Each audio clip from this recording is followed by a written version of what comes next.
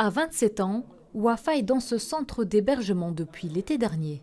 Une situation familiale très compliquée lui fait pousser les portes de l'établissement avec sa petite fille de 11 mois dans les bras. Pour moi, c'est une bonne chose parce que les hébergés, vraiment, on a besoin de rester dans le centre.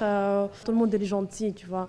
Donc, pour les démarches, c'est vraiment magnifique. Un nouveau départ pour cette jeune maman et pour bien d'autres encore. À Bruxelles, en 2020, plus de 5 300 personnes sont répertoriées sans abri. Parmi elles, plus de 4 000 adultes et près de 1 000 enfants.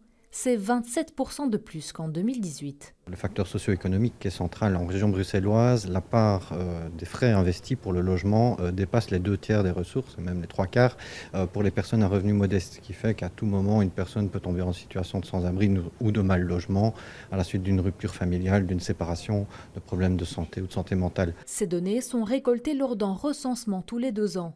À Bruxelles, il peut se faire grâce à 250 bénévoles. Pendant 1 heure, chaque groupe arpente un quartier déterminé. On reçoit la localisation du quartier, on fait équipe avec un autre partenaire et on se dirige avant 23 heures vers le quartier en question. Et puis pendant l'heure de comptage, nous parcourons les rues et on note les endroits où se trouvent les personnes. Puis on relate après 24 heures les constats et observations près des personnes à Bruxelles qui alors rassemblent les données. Le nombre de sans-abri augmente chaque année. Les effets de la crise ne sont pas encore mesurés avec précision, mais ils risquent fort de noircir le tableau dans les prochains mois.